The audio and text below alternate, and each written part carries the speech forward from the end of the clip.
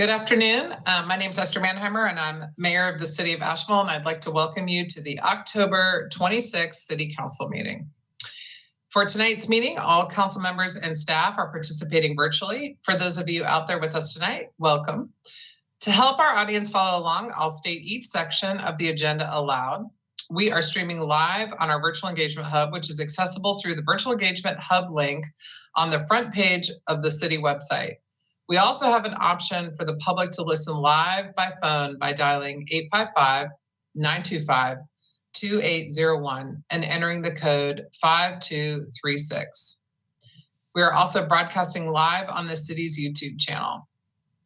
For public comment, we ask callers to sign up in advance to join the live speaker queue. We will only be taking live comments from those who signed up prior to tonight's meeting. Those callers have been provided instructions on how to participate. Each caller is allotted 3 minutes to speak for each agenda item.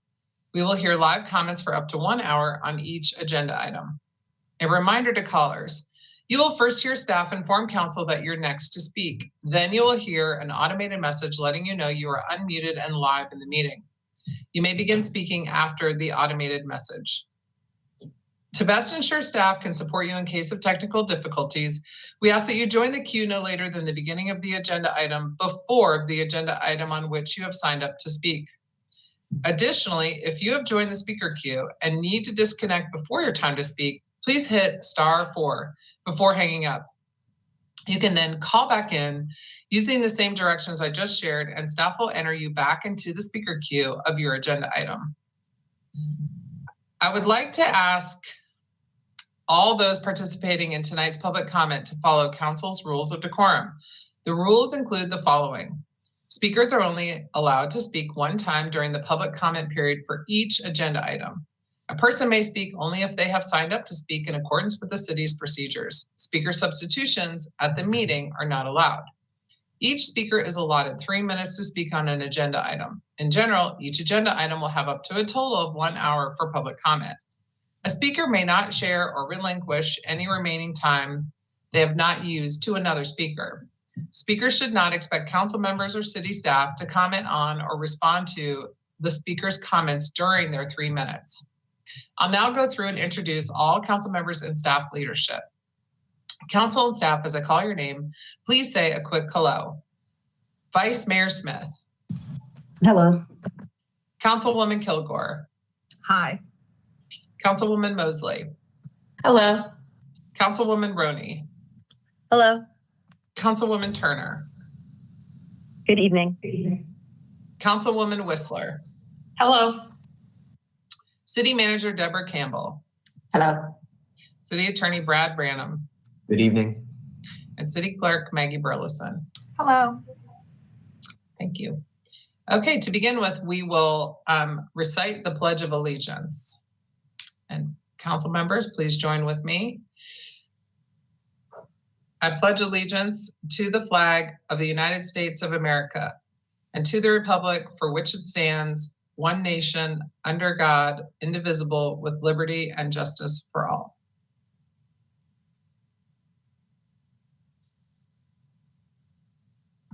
Next on our agenda, we normally would do proclamations, but we do not have any proclamations on tonight's agenda, so we'll move on to the consent agenda. Do any council members have any questions or comments regarding the consent agenda, or do I have a motion to adopt the consent agenda? I think there's an interest to pull consent item B from the consent agenda for discussion. Okay. Any other items? Okay, do I have a motion and a second to adopt the consent agenda except item B? So moved. It's Gwen. I'll second. Okay, I have a motion and a second. And do we have anyone signed up to speak under the consent agenda? Maggie, I don't have my list right in front of me. Oh, there we go. I'm sorry. Yes, we do. We have one person signed up to speak under the consent agenda.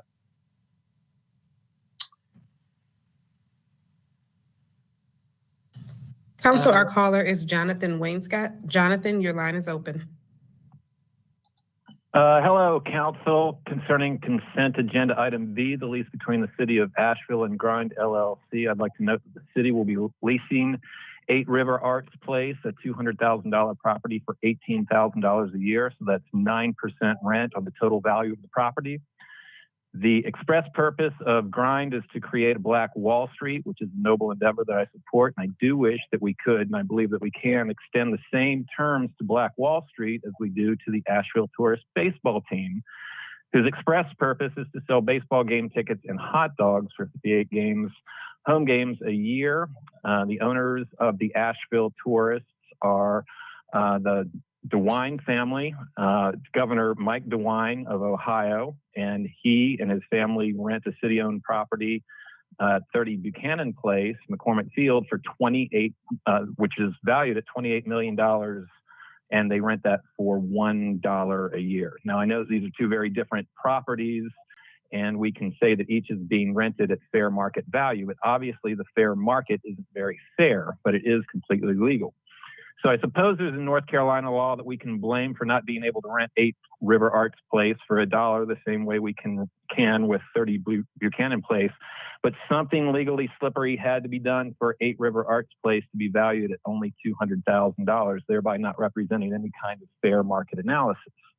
The 1,920 square foot building at 8 River Arts Place is only valued at $17,000. This building is only $8.80 a square foot. That's very odd.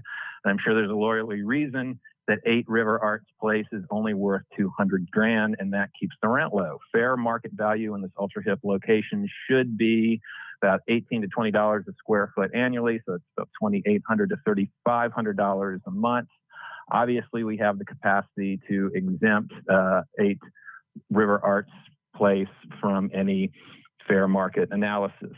So I just would like to iterate that, we're giving the DeWine family $28 million worth of assets for free, yet charging Black Wall Street $18,000 a year. So please have some more discussion about this. Thank you very much. Bye. Ben is the only person we have signed up to speak under the consent agenda. So we have a motion and a second to adopt the consent agenda without item B. We'll do that next. So I'm going to do a roll call vote. All right. Councilwoman Roney. Aye. Councilwoman Turner. Aye. Councilwoman Whistler. Aye. Myself, aye. Vice Mayor Smith. Aye. Councilwoman Kilgore. Aye. And Councilwoman Mosley. Aye. Okay, Council, item B on the consent agenda is a resolution authorizing the city manager to enter into a lease agreement with The Grind LLC at 8 River Arts Place. Vice Mayor, I'm just going to call on you because you mentioned this one. Sure. Tell me what we've got in mind here with this one. Well, first of all, I would like to thank the staff selection committee for this process and using equity at every stage of the process. But I think at this juncture, it has been brought to our attention how different models have been used per venture to look at how to increase the economic activity of each project. So with this tenant program, I would definitely like to look at our rental rates. Although Grind LLC has proposed a certain rental rate for a 4-year term with an option to renew over another 4-year term, I would like to submit today and make a motion to submit that the city manager sign a lease agreement with Grind LLC for $1 a year for an initial 4-year term with an option to renew for another 4-year term. I would happily second that motion. Okay, we have a motion and a second. I'll just comment that I support that motion. I think we don't have a policy that I am aware of regarding the leasing of city properties, but we have some experience I know Sage pointed out to me earlier about the downtown association's lease is $1. We also used to lease to the Sister Cities program for $1 a year in a city building. So we have some other examples. I don't know that the tourists necessarily or ABYSA or other entities like that would be an apples to apples comparison, because we do have agreements in place with them that they shoulder the expenses of operations of those facilities, which depending can be 6 figures or more annually. So we're not asking Grind to assume that responsibility for this property in this situation.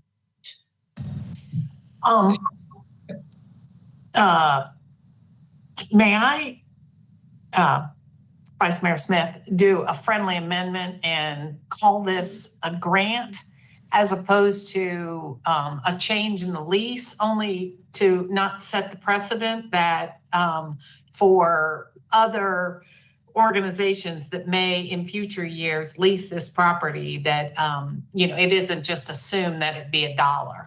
So I think your point is it's kind of unique to this particular tenant. And so I might call it a grant or something like that. So I would just ask you to make that friendly amendment. Accepted. Mayor, if I may chime in, I just knew this was gonna, okay. Tell us about a lease and a grant, okay. well, to the first issue of the alteration of the leasing rate, North Carolina General Statute 168-272 allows for council to set whatever rental rate up to 10 years for city-owned property that it wishes. However, there is a requirement that a lease be noticed to the public 30 days prior to the actual lease, including the rate of rental. So I believe we have been noticing this for the previous rental rate. So if we're going to change that, we will have to renotice it for 30 days. Did you have something to add regarding the grant? Yeah, could you keep the rent? Could you keep the rent as it is, and then basically have the city do some sort of, I don't know what you'd call it, but like a grant or a something where you basically keep the lease at the rate that we've already stated, but we are in effect kind of forgiving it only for this group? Councilwoman Whistler, I believe it is hypothetically possible. We've only had about 30 seconds now to think about that grant proposal. So come on, Brad. We would have to ensure that there is sufficient statutory authority to authorize a grant in this case. Now, council has the ability to issue grants for a variety of reasons. We would just need to have a council action approving the grant and base that upon an authorization provided under state law, which allows us to do that type of grant. For instance, perhaps this is a community development grant or an economic development grant. Those things are out there. I would suggest perhaps an economic development grant is the way to go. That type of grant does require a public hearing, I do believe. So again, this may be something that will require a second council meeting in order to finalize a two-step process in order to satisfy the public hearing, because that would have to be noticed as well. Maybe we ought to ask. That's okay. So can I make the friendly amendment kind of whatever it takes relative to what this council is sort of indicating we'd like to happen? I might suggest that if it is, I think you have two options here. You can continue to approve the lease under the terms previously noticed and then amend that in 30 days. You can amend it along with a potential grant, which could be noticed as well for a public hearing, which would then provide a grant for essentially that first 30 days or so worth of rent. That may be the easiest way to accomplish what you're doing. So at the end, you have a much smaller grant to deal with, as well as an amended lease after the first 30 days. But you can go ahead and avoid any delay in the initial execution of the lease by approving it under its current terms.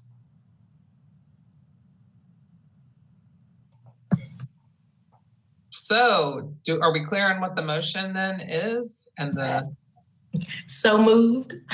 whatever Brad said? Whatever Brett said. Well, it sounds like, so I want to highlight that I know this, we reviewed this in PED last week, and they're pending this vote tonight. There could be an event as early as this weekend, so we don't want necessarily to delay. So I'm hearing maybe a motion to approve the lease as is with an intent from this council to return potentially next month to review an amendment to said lease or a grant that Exactly. would, Bingo. Huh? did I get all the words we need in there, Brad? I believe that you did, and we are, I'm getting word right now that we do have a tenant wanting to initiate the lease. So I believe that this will allow that to move forward. Again, the motion being that you are approving it based upon the terms previously advertised, so we don't delay that, with the intent to go ahead and pursue scheduling a grant hearing as well as a subsequent amendment to the lease to reset the rental rate. Okay. So I think, Shanika, that was your motion. I'm just trying to hammer out language for you, but I think we got it. Okay, second. Brad said it exactly how it needed to be. Thank you, Brad. I think we have a motion and a second out here. Okay. Okay, we have a motion and a second out there. Anybody else wishing to speak on this before I do a roll call vote on this motion?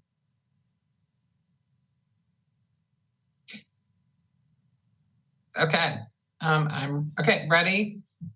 Okay, I'm gonna use the same roll call vote because it's in my script here. Councilwoman Roney. Aye. Councilwoman Turner. Aye. Councilwoman Whistler. Aye. Myself, aye. Vice Mayor Smith. Aye. Councilwoman Kilgore. Aye. Councilwoman Mosley. Aye. Okay, thank you. And thanks to everyone who attended the consent agenda portion of this meeting. Okay, we normally would move on to presentations, but we don't have any presentations for this evening. And next we're going to have a public hearing, but we need a motion to continue. I need a motion and a second to continue the public hearing to rezone approximately 128 acres to Urban Place Form District to January 11, 2022. And the reason we're continuing this item is because there was a concern from staff around notice to all the property owners affected. Do I have a motion? Just to say, moved. I got, who all was that? I think we have a motion from Councilwoman Turner and Councilperson Roney. You may be the second on that if you're willing. I am willing. Okay, there we go. All right, I'm gonna do a roll call vote. Councilwoman Turner. aye. Councilwoman Whistler. Aye. Myself, aye. Vice Mayor Smith. Aye. Councilwoman Kilgore. Aye. Councilwoman Mosley. Aye. Councilwoman Roney. Aye. Okay, thank you. Cruising right along here. We do not have any items of unfinished business on our agenda, and we do not have any items of, oh, I'm sorry. We have 3 items of new business. Sorry, misread there. New business, item A. The first up is consideration of approving a housing trust fund loan modification request by Mountain Housing Opportunities to allow them to maintain affordable housing conditions at Compton Place. And we've got Community Development Program Director Paul D'Angelo here to present this item. Good evening, everybody. Paul D'Angelo here with Community and Economic Development. I'm here to talk tonight about an MHO loan modification and approval of Mountain Housing Opportunities request to extend the maturity date of their housing trust fund loan for Compton Place from December 7th, 2021 to December 7th, 2031, reduce the interest rate from 2.25% to 0%, and modify the loan payments to annual principal-only payments of approximately $4,000 with a balloon payment of approximately $100,000 in December of 2031. A bit of a background, you all may remember as MHO is working through their portfolio, they came to us in the spring with something similar. For this time for Compton Place, MHO received a housing trust fund loan in the amount of $140,000 in December of 2001 for 40 affordable rental units for low-income senior citizens on Elida Home Road. This project currently serves seniors 55 and older and those who earn between 50 and 60% of the area median income, or AMI. Project was completed in March of 2003. Per the promissory note, the principal amount was deferred until December of 2021, with annual interest payments of just over $3,000 each year. To date, approximately $53,000 of interest has been paid on this loan. Per MHO, Compton Place's cash flow does not support a loan large enough to pay off this loan and other debts. MHO intends to bundle Compton Place with other older properties, submit them for an allocation of 4% tax credits, non-competitive, with the North Carolina Housing Finance Agency and CHFA, and complete a moderate level rehab of the property. This would involve restructuring the financing and paying off of existing debt on other loans, such as this one. Community and Economic Development attempts to work with our development departments who wish to extend their affordability periods, add additional affordable units, improve cash flow to reserves, or improve properties. Meets the council goal of quality affordable housing and has been with committee. Several pros mentioned here that works out for MHO and for community development in preserving affordable units for an additional 10 years. We preserve our housing trust fund dollars. The loan is not being forgiven, just extended. And the city has received interest payments for the last 20 years. In the future, there will be no interest payments, but instead we'll receive annual principal-only payments of nearly $4,000 and a one-time payment of approximately $100,000, a balloon payment, December of 2031. No cons noted, and a fiscal impact. This has to do with housing trust fund dollars, and we'll receive that balloon payment in December of 2031. And with that, you all have a suggested motion. I'm happy to take any questions. And James Dennis with MHO is here tonight as well to answer questions. Thank you. Paul, this is Gwen. Is it part of the city's job, or, you know, when you were kind of doing the due diligence on this, did you look at the proposed financing package that MHO is planning to take to get the refinancing? I mean, I guess my question is how reasonable is it that MHO is going to be able to pay the capital back in 10 years, given the fact that in the first, 10 years, they've been at, they don't feel like the cash flow is going to work for Compton Place? I think right now, working with the North Carolina Housing Finance Agency with the tax credits, as well as kind of the low interest rate market that's out there right now, I think that cash flow is always a struggle for affordable units.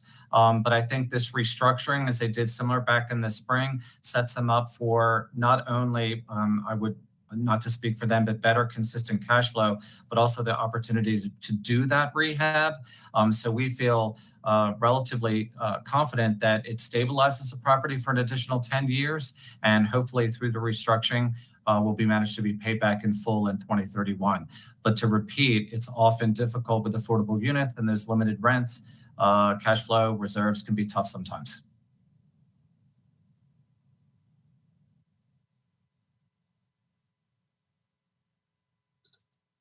Any other questions?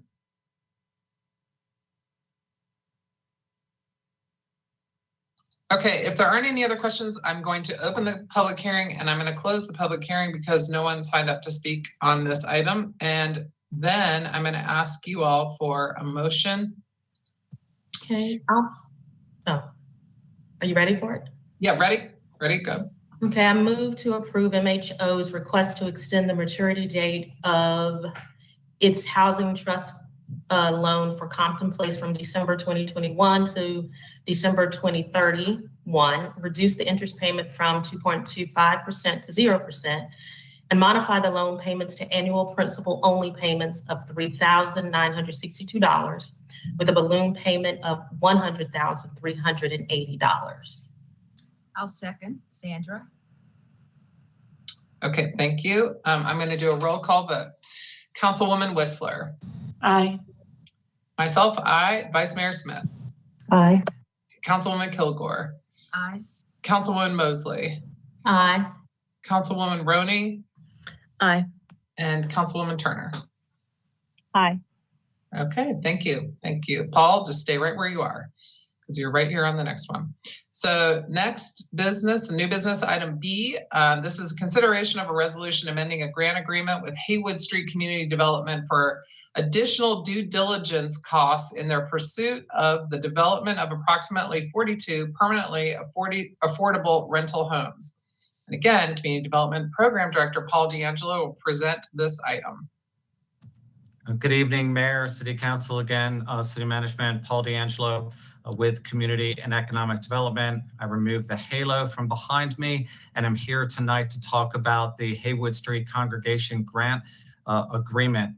Currently, a resolution before you to adopt a resolution to amend a grant agreement with Haywood Street Community Development for additional due diligence costs in their pursuit of the development of approximately 42 permanently affordable rental homes.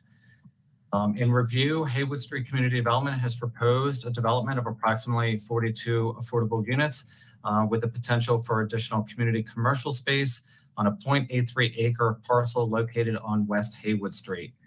Haywood Street Congregation is an urban ministry with its main headquarters located at 297 Haywood Street with several core programs that are assisting individuals and families experiencing homelessness.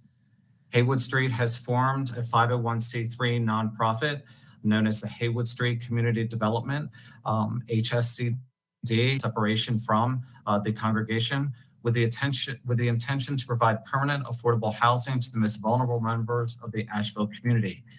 HSCD is partnering with Ward Griffin of Grace Construction, a local development firm with over 80 years of development experience, and Austin Tyler and Dewey Property Advisors to purchase, develop, and construct this project.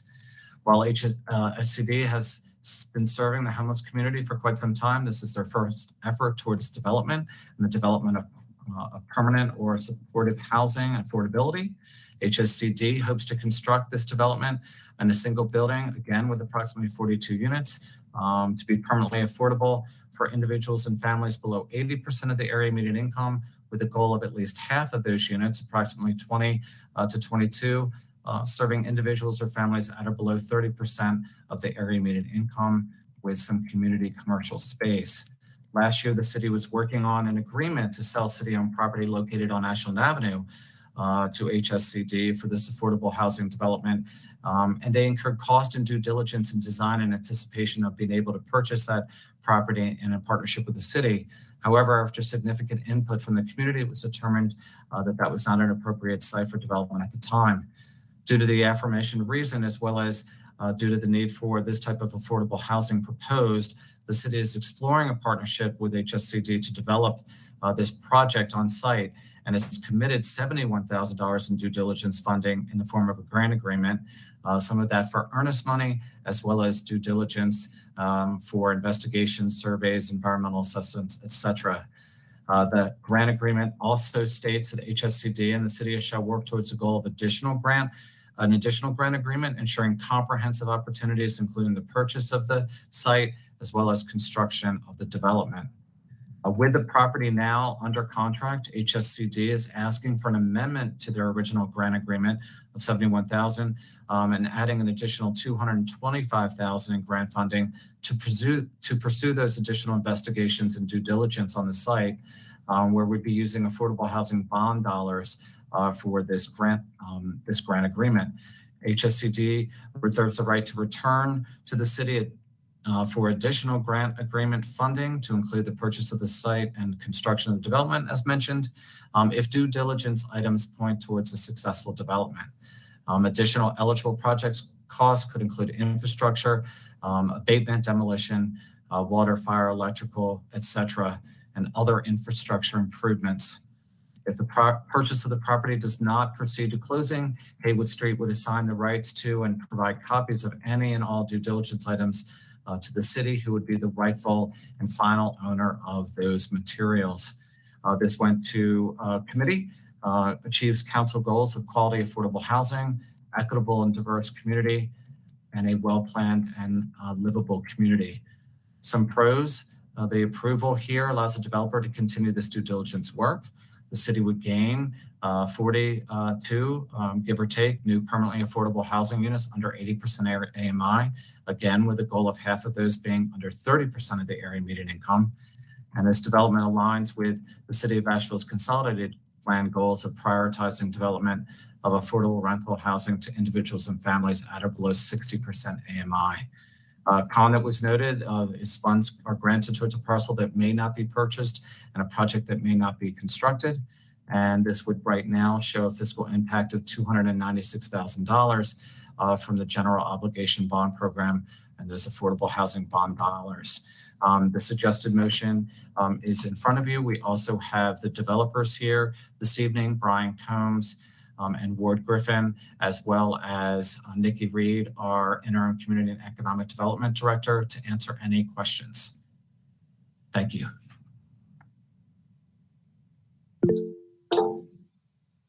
Gwen, go ahead.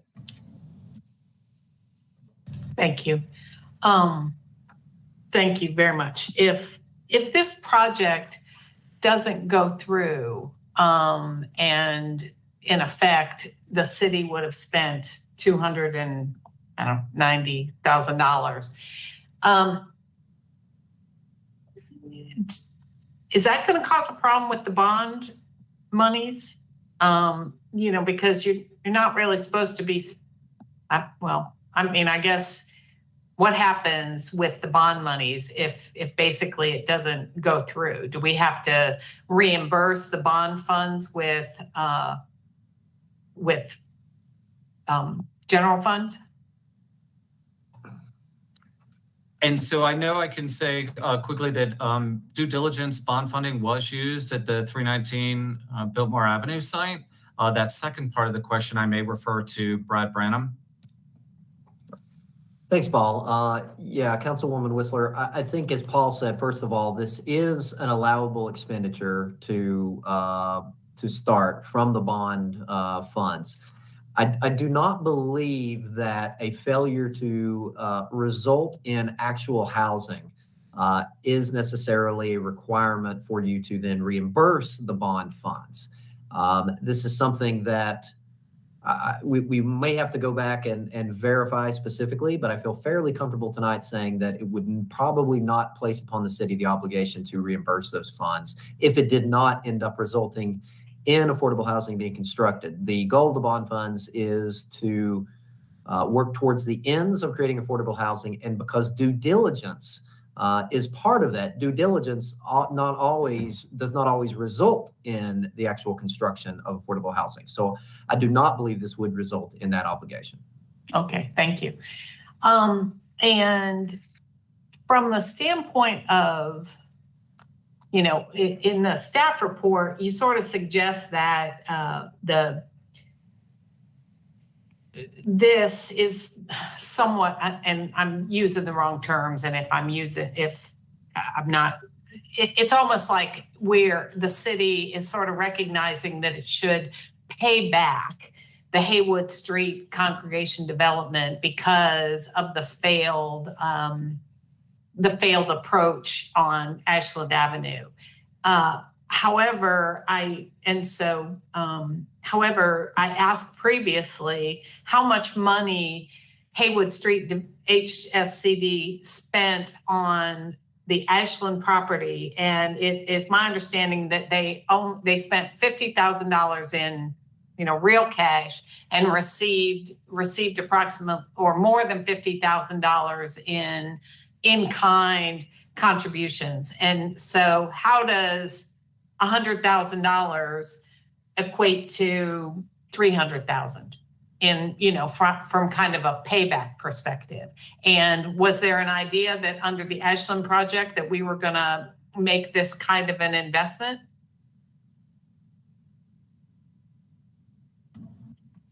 So Paul here. So with working with Haywood Street for over a year on that Ashland Avenue project in partnership, and hoping with that opportunity for affordable housing in that location, we did recognize that there was a lot of partnership work put in that, not just the funding as you mentioned, but also that time over that year period. So when Haywood Street approached us about this additional project, we thought it was an opportunity to explore this affordable housing opportunity with the Haywood Street congregation and their new development team here, so that we could find a way to possibly, in partnership, kind of utilize that the work that was done previously, and how could we switch it to a different parcel. I think on the community and economic development side, we're not necessarily looking at a type of an apple-to-apple equation there, but we are looking at the partnership opportunity that Haywood Street's brought to the table for additional affordable housing for the community. And at the end of this, if the city, approves this, I noted that the agreement isn't going to require that the funding be in place. And it's my understanding that this is going to cost between $8 and $10 million, which it would be nice to, that was what was in the paper. And it's not clear to me how, if I did my math right, Nikki wrote back and estimates that it's going to cost $8.3 million. But yet, it's not clear to me what funding is in place for this. I do note that they have applied to the county for $2 million, and they've yet to apply to the city, and Dogwood apparently has given them some sort of verbal commitment for $2 million, which without the county, that's a gap of $6.3 million. But yet, I guess my question is it premature for the city to be committing to these kind of funds with such a large gap in the funding? And maybe the answer is chicken and the egg, but I guess I'd like to understand that.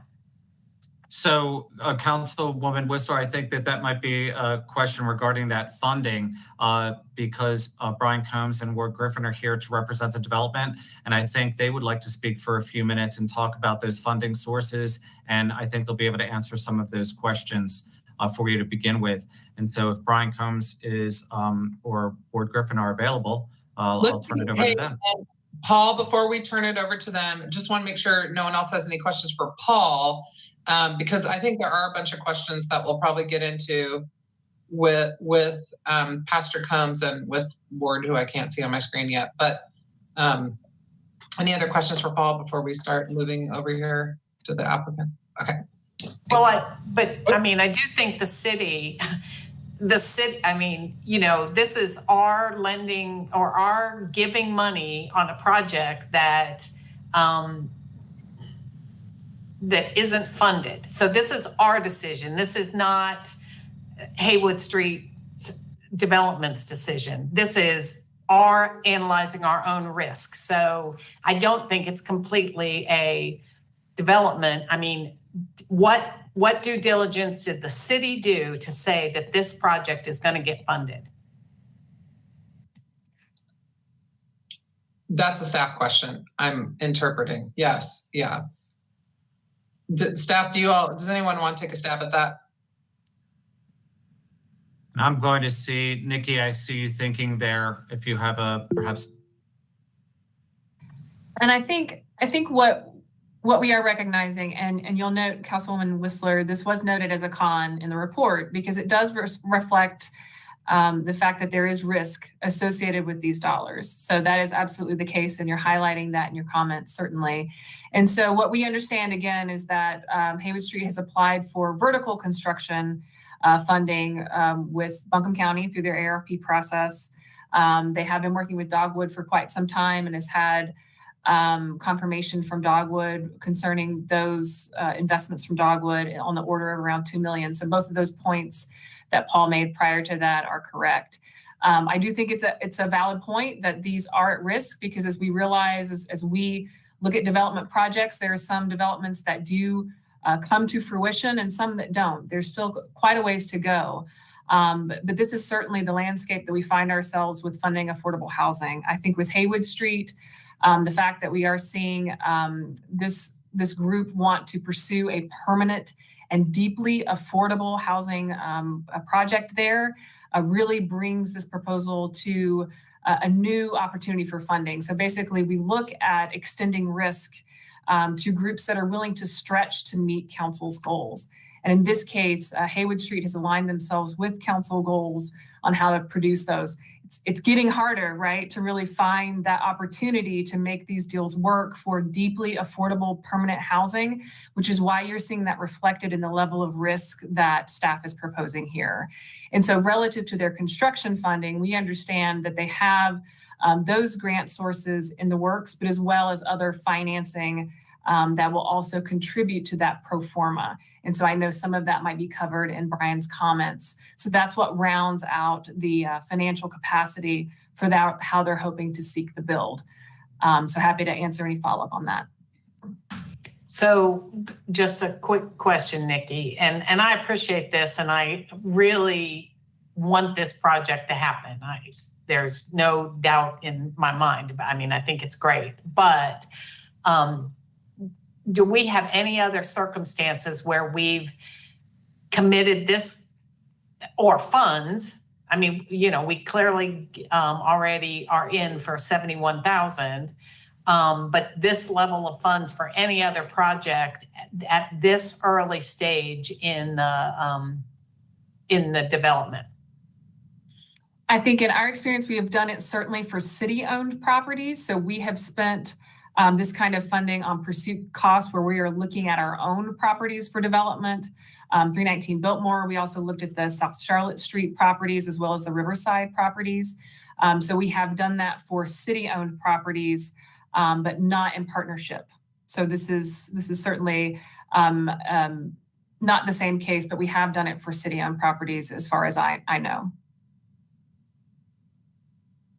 And I'm going to add quickly to that, Nikki, if it's okay, if you all remember with one of the things when we really did a regional tour of developers to try to gauge what they're looking for in partnership with the city of Asheville, that due diligence on a site, that pad readiness of a site to make sure that the site is clear and ready for build is one of the great things the city can do in partnership to develop it or to have the due diligence be done to where it's a pad ready site.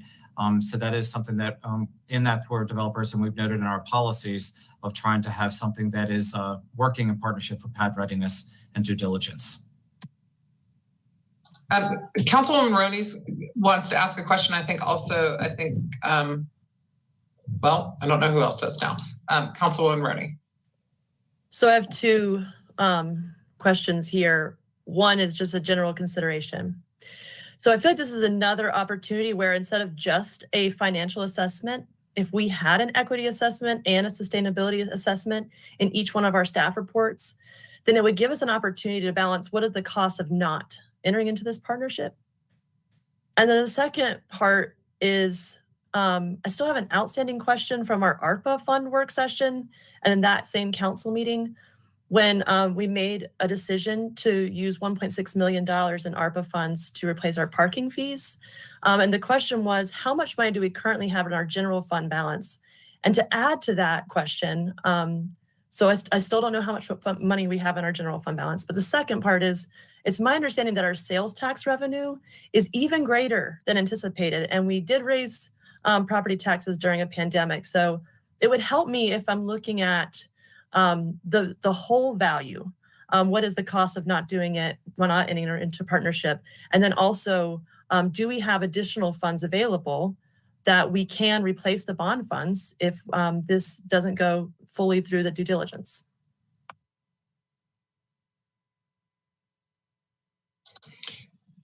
Okay, those we don't have our finance director on here to talk about the answer to your question about the fund balance for the general fund. And that does still very much concern me.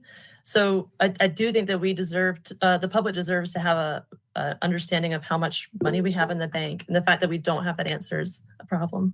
Well, it's audited every year. So that's actually very normal for cities to not know exactly. They can give you a ballpark amount, but it's audited every year and then we get a number. So surely staff can provide you a very close estimate of what the fund balance is.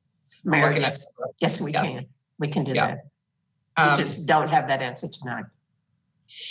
But we know that it's one of council goals to keep it at or around 15%, and that we did that when we adopted the budget with that aim in mind. So I want to make sure, Sage, Councilwoman Turner, you raised your hand too. Go ahead.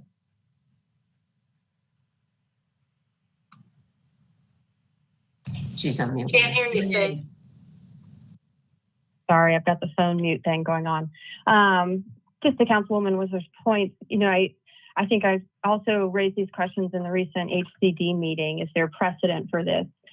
And I'm reflecting on this conversation about, what it is we are using bond money for and how we're investing in affordability and where and in which capacities. And I'm thinking back in just the last few transactions I can think of where we used bond funds in a kind of a last minute change over at Lee Walker Heights and 319 Biltmore. We took, I think it was $1.9 million to do some road work.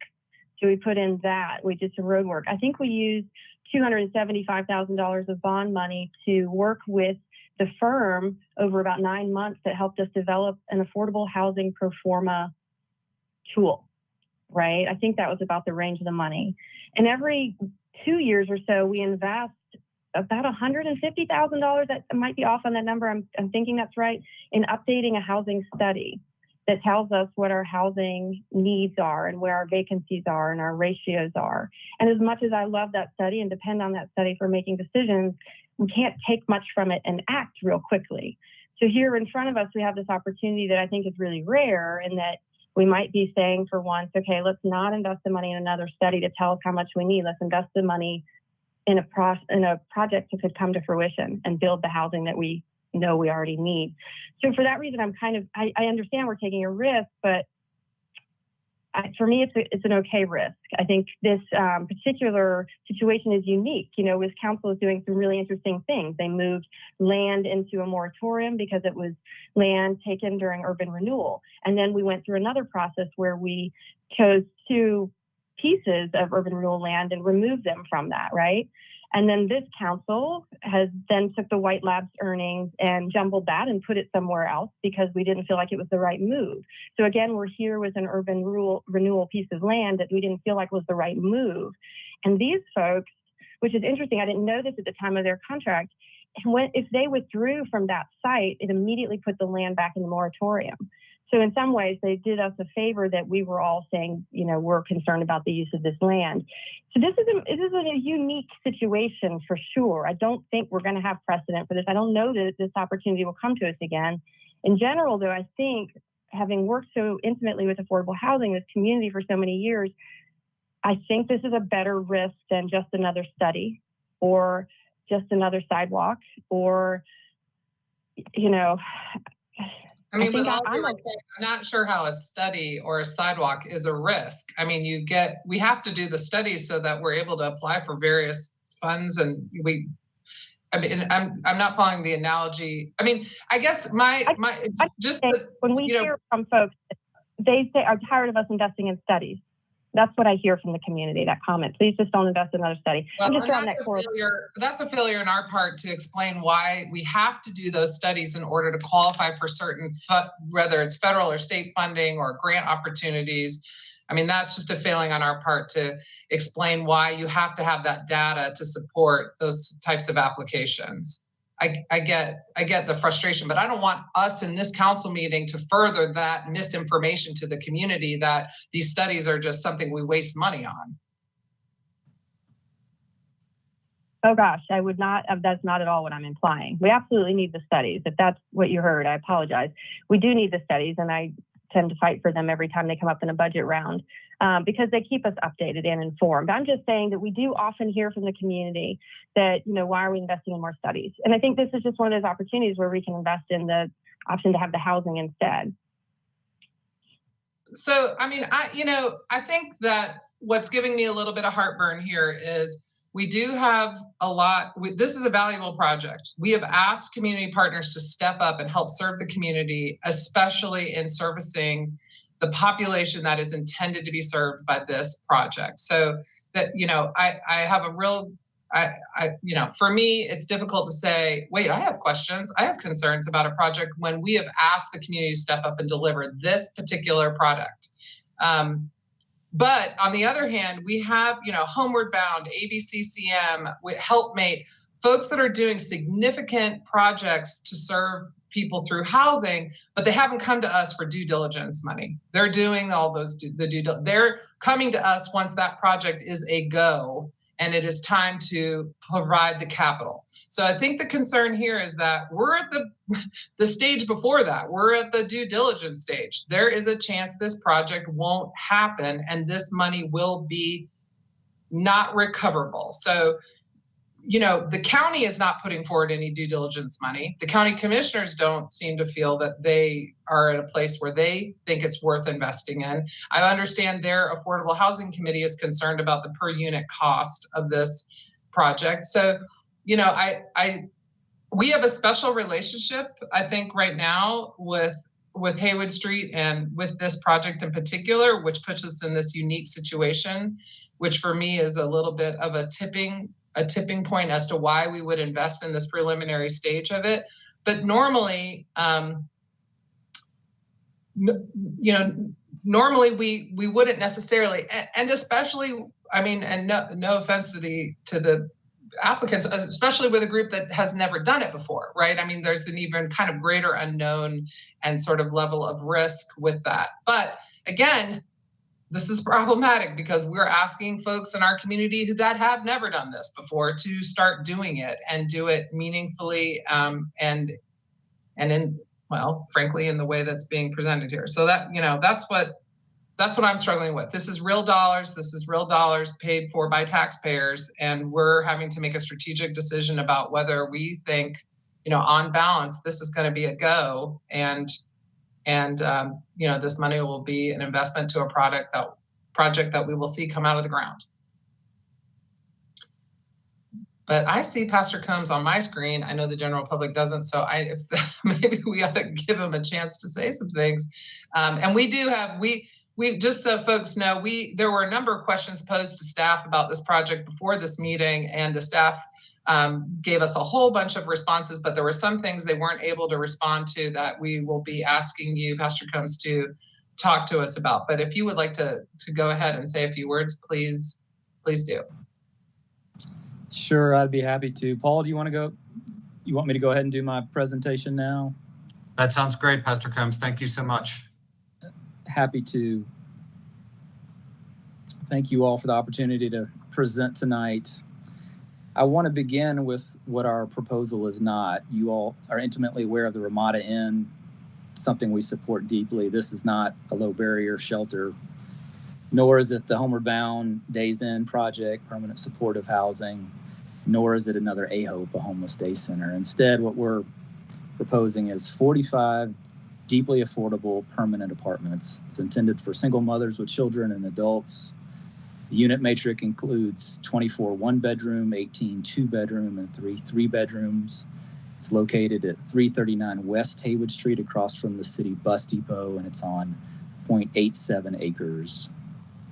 It's a mixed income development. 23 of the homes are at 30% area median income. That's folks making up to $15,000 a year. Those would all be housing choice voucher residents. 9 of the homes would be at 60% AMI.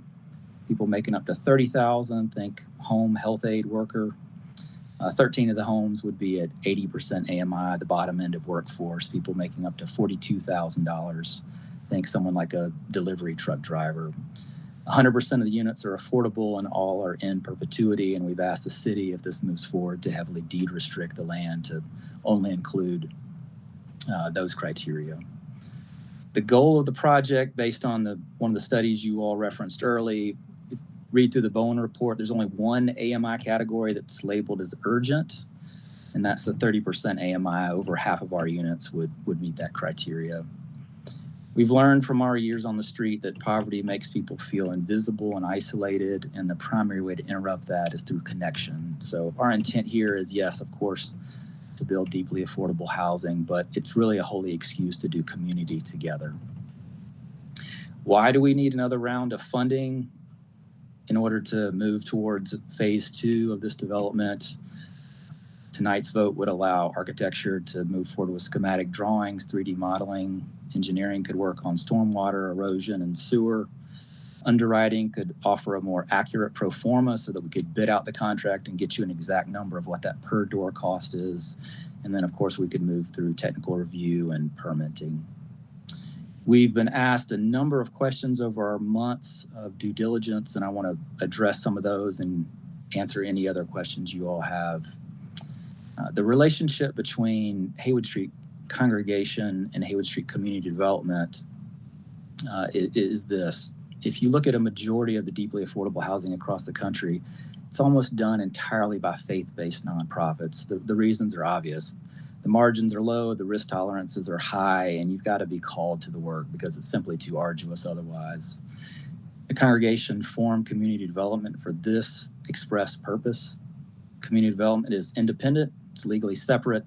However, the two nonprofits are connected in some meaningful ways to ensure that our commitment to deeply affordable housing is never minimized. The business of community development is run by a distinct board, folks like Tyrone Greenlee, Jim Barrett, Teresa Stevens, Corey Hyde, a number of folks with lived experience. They are the ones that actually make the final decisions. There's an executive committee, a finance committee. My role is to be an interim project manager, but just like in the United Methodist Church, I have voice, but not vote on board. It's ultimately the lay people who make the final decision. Our proposal tonight is different from the congregation in this way. Haywood Street Congregation is called to the furthest margins of ministry. We prefer relationship over rules. We welcome people without condition, many on their worst days. Psychotic, intoxicated, traumatized, disenfranchised, recently incarcerated sex offender. If you don't have anywhere else in Asheville to go, we have a seat at the head of the table waiting.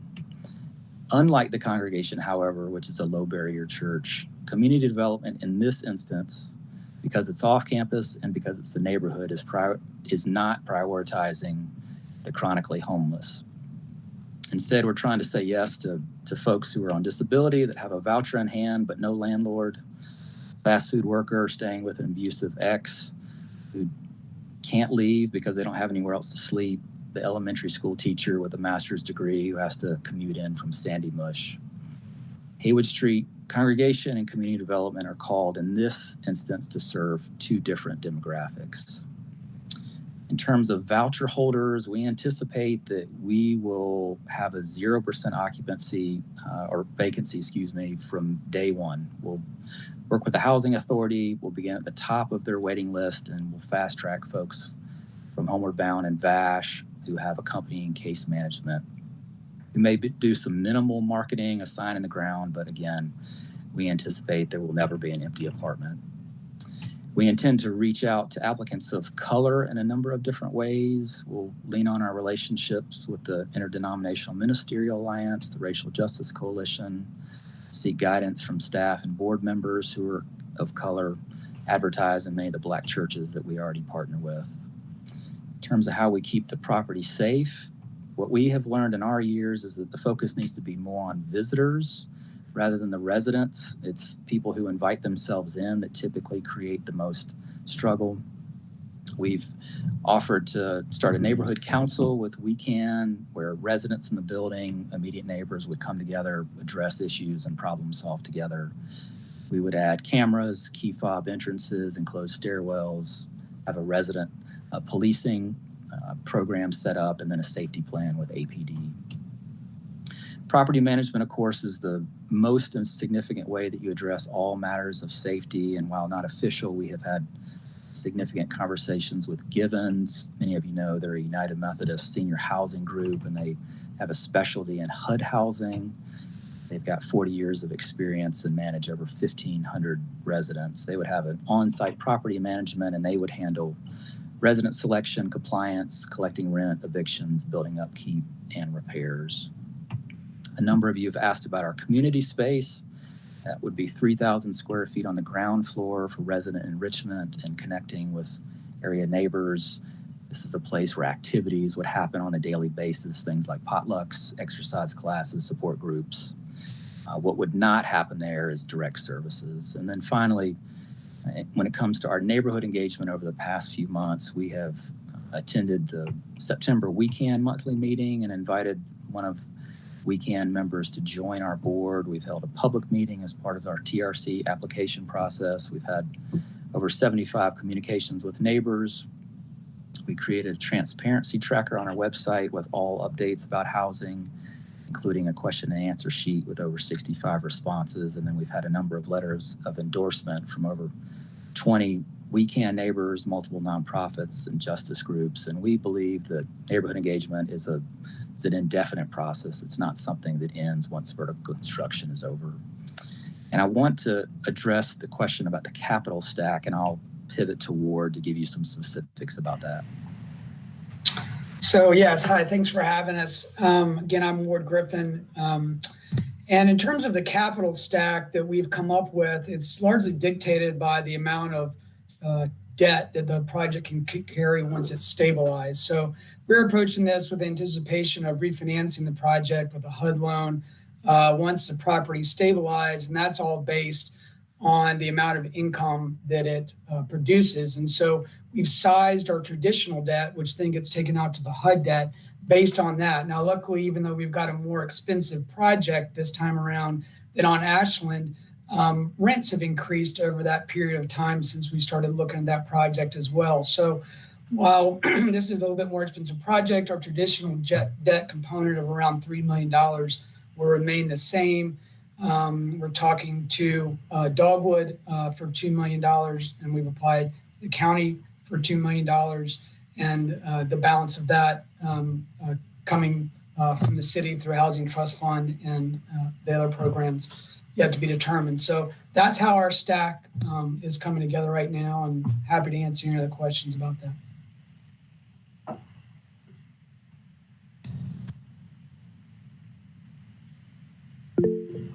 Stack is lingo for funding. Sorry about that. You know what you're talking about. Gwen? Thank you. So Mr. Griffin, question. So when you're putting together your plan, how much are you counting on from the city? We're anticipating that to be between $2 and $2.5 million total investment. Including this? Including this. That's correct. So all of these costs are built into the. Has the city committed to that? And where would those funds come from? We've had discussions about the level of funds we're seeking, but I don't think that we've determined exactly the locations of where those are coming from. I think that's staff question that are a little bit outside of my realm. And if so, if my math is right, and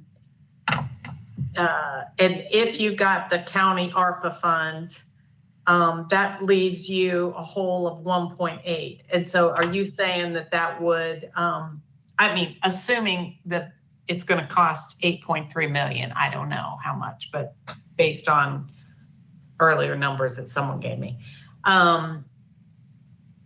that would say there'd be a 1.8 million gap.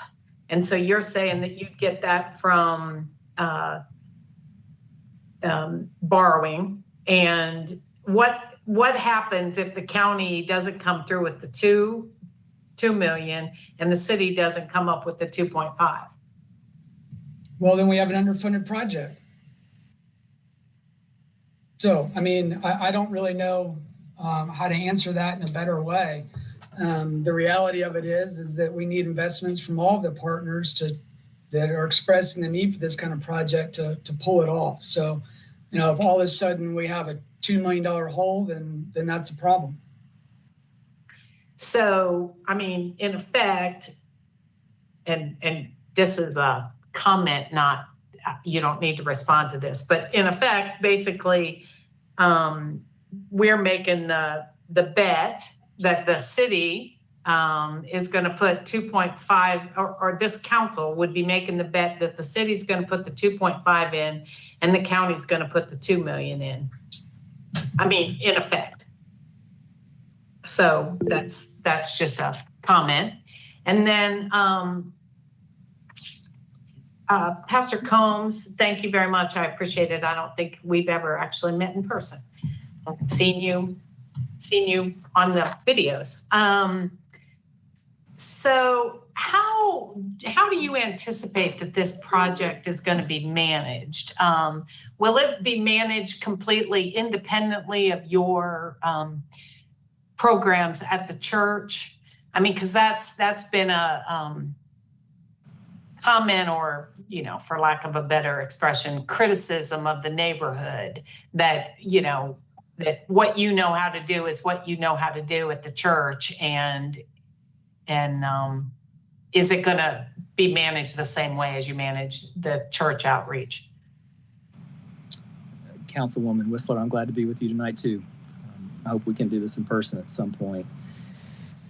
A number of responses. One is there's been consistent support from the neighborhood to do affordable housing exactly the way we do church. There is a contingency of folks that are in opposition, like there is in any neighborhood. However, one stipulation that's worth mentioning is we have an 8-bed respite facility on campus. Chronically homeless folks coming out of the hospital, detox, psych wards, they come to live with us, sometimes for a few weeks, sometimes it's hospice care. In respite, the rules of ministry are very different than what happens in the parking lot. For example, we don't have visitors. There's no drug or alcohol use. We take folks to their appointments. There's follow-up care. It's a closed facility. And the reason is because, as I alluded to earlier, the concern is not about the folks who are living with us in respite. It's rather the folks that had some previous relationship that want to come in and bring contraband and all kinds of things. Respite has operated for 7 years, almost entirely without incident. So we actually have 7 years, 24 hours a day, 365 days a year of experience with doing the kind of housing we want to do. Affordable housing is respite writ large. Instead of with 8 beds, it's 70 beds. So we've got a lot of practice at doing this on a smaller scale. However, it's correct to say we don't have experience with multifamily development. Ward does, other people on our team do. Realizing that inexperience, that's why we want to partner with Gibbons. In our opinion, they are the best of the best. You go to Gerber Village, you look at their HUD housing, you walk through those units, they are impeccable. We have lived experience with lots of people on the street who have struggled in every form of housing until they got to Gibbons, and they are thriving. We want Gibbons to be our primary influencer, our primary mentor, and that's why we, again, it's not official, but intend to partner with them. Okay. Thank you. I have a question. Thank you very much for Mr. Combs and your project. I definitely see how it definitely can provide a benefit, a needed benefit for the community. Because the one thing I can say, I like the fact that it's affordable, you know, forever. And that in itself is a component that we're not seeing and not taking into consideration that 20 years from now, we may find ourselves in a different position with all these affordable contracts actually expiring. The one thing I would say is this. I noticed when you were talking about, they were talking about funds. And if you're looking at, has anyone figured out basically with the units that you'll be offering at the 30%, 80% AMI, and taking in consideration vouchers, what type of income will that actually produce for the unit to be able to take care of loans and things of that nature and maintenance of whatever? And taking that in consideration, and we're looking at financing instruments that can be expanded out 30, 40 years or whatever. So I'm trying to figure out, it may be a better way. Is it possible that even if you got money from the city or county or whatever, that they could actually have like promissory notes or balloon payments due out later, depending on, how you'll be able to maintain the building financially? Does that make sense? Does anyone look at those kind of numbers? Because Councilwoman, I'm sorry, go ahead. Because even though you'll be doing affordable units, but a lot of them will be vouchers, incentives, and things of that nature that will also bring in income. So I was just wondering, what does those numbers look like as far as, as far as covering your debt service and how much excess and things of that nature? Sure, that's a great question. I would defer to Ward on that. He can give you some exact numbers on our revenues, how we would spend those in the building, and in a variety of ways in which we could balance loan versus grants over the longevity of the building. Yeah, so thank you, Councilwoman. So the current unit matrix of the unit mix that we have already described here tonight is going to generate a total revenue of about $611,000 a year. And so our pro forma that we are using to determine what that net operating income is that we're basing our loan off of includes allowances every year for reserves for maintenance of the building on a long-term basis, maintenance on the building on a short-term basis, as well as money in the budget for what we call turnover, which is when we have a tenant that moves out and another one that moves in, so that we can freshen up the carpet and the paint, those kind of things. So we've tried to go to a great length to make sure that Haywood Street Community Development has ample money to not only maintain the building in the near term, but do heavy replacements that are going to be needed 10, 15, and 20 years out. I think that, that's the idea that the building itself will remain affordable in perpetuity, but also increase in value over time. And these rents increase in value over time would hopefully enable them to do 5, 10, maybe 15 years out refinances of the property with HUD loans or other types of grants that enable them to help, take down some of the other debt that's on the property.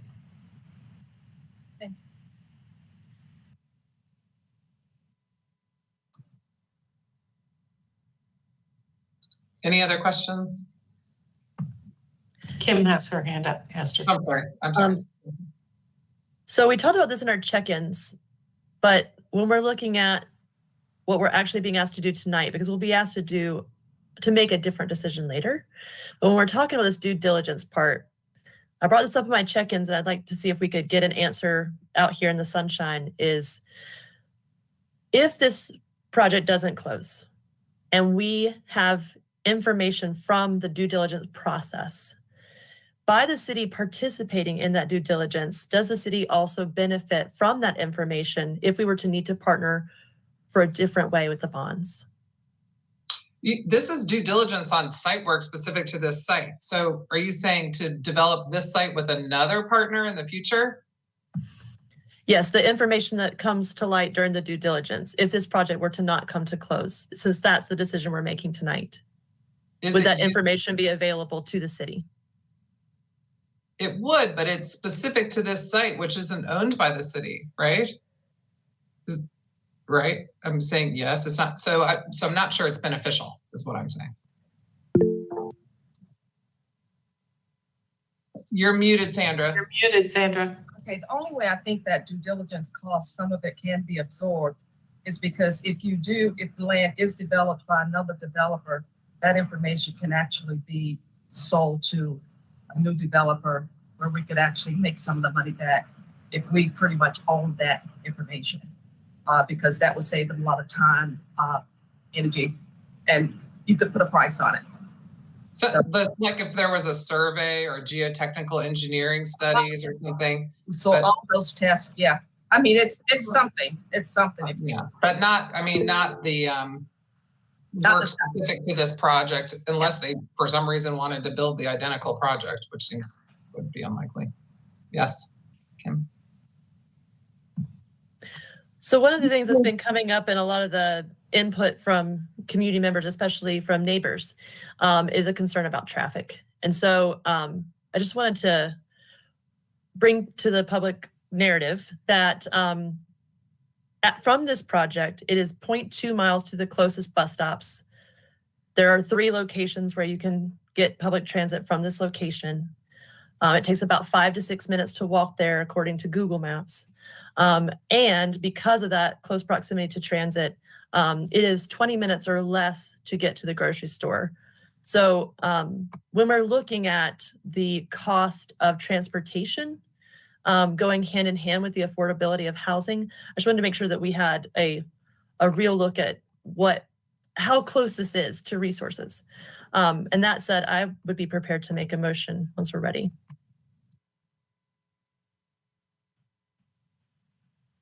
Okay, I did want to. I'm just looking at this list of questions that came up that we need to look at a little bit, and I'm trying to figure out where that list went. Hold on one second. Oop, here we go. Okay. And I don't know, Pastor Combs, this would be better for you or for Ward. Let me just try this out and see. So I think you asked about, we covered, I'm just looking at this list of questions about the management of the project, and you talked about that and the concerns about security that we're hearing from the neighborhood. And let me just review this list and see if there's anything else on here. There was a question about what kind of zoning variances would be required, and it looks like Todd Oakwood Cheney is going to provide that to us separately. I assume he's not on here. Excuse me, Mayor, but he did reply. Hopefully you all have that additional information. Okay, sorry. There were 4 or 5 pretty large zoning variances, Esther, height and things like that, but you've got it in your emails. Okay, thank you. I haven't been able to get through every single one of them that came in today. All right, I think that about covers it in terms of what I'm seeing on this list. Oh, Nikki's changing it right now as I speak. Okay, but I think that unless anyone else has any other questions, I'm going to recognize Councilwoman Roney for a motion. We good? We good? This is Paige. I'll second. Well, she hasn't made the motion yet. She's got to make it. Oh, I thought she did. Okay. You jumped the gun. This is Kim. I move to adopt a resolution amending a grant agreement with Haywood Street Community Development for additional due diligence costs in their pursuit of the development of approximately 42 permanently affordable rental homes. And now I'll second. Okay, Gwen has a question. Well, before we take a vote, I just, I think by making this vote, we also at some level are basically committing to the $2.5 million for this project, assuming that it goes through. And in my opinion, we're not there yet. And if we're not there enough to go ahead and commit that to a $2.5 million, I don't think we should be prepared to make this investment. So unfortunately, I am not going to be able to vote for this because I just don't think we're ready yet. I think it's too early in the process and the other funding is just not gelled up. So that's where I am on it. So, and I have a question then on that. In working with our partners in the community on trying to co-fund some major projects that we're working on around homelessness and other issues, I'm finding that they are demanding the same level of due diligence before they put their money on the table. And I'm seeing that makes a lot of sense. I mean, quite frankly, but I'm wondering, Pastor Combs and maybe Ward, I don't know what the answer to this. If we said to you, look, we would really like to see you move further along in getting your funding commitments lined up. You say you have a verbal commitment from Dogwood. We'd like to see that in writing. We know that the county has not yet made its ARPA funding decisions, or this may fall into another bucket, quite frankly, for the county too. But we'd like to see that gelled up.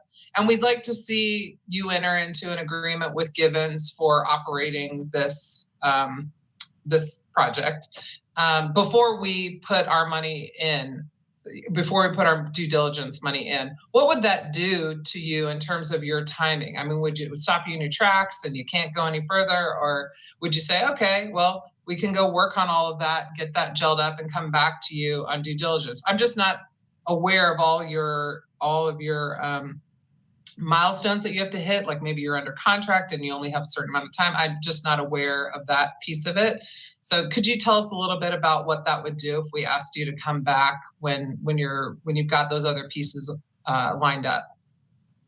Sure, it's a great question. A few responses. One is, this is year 8 for us pursuing this project, and we've been in a dozen different locations. And what we have heard consistently after literally hundreds of meetings, 3 points. One is we need new developers. 2 is we need developers willing to house the lowest AMIs. And 3 is, this is the most vexing one, we need developers that are willing to be collaborative.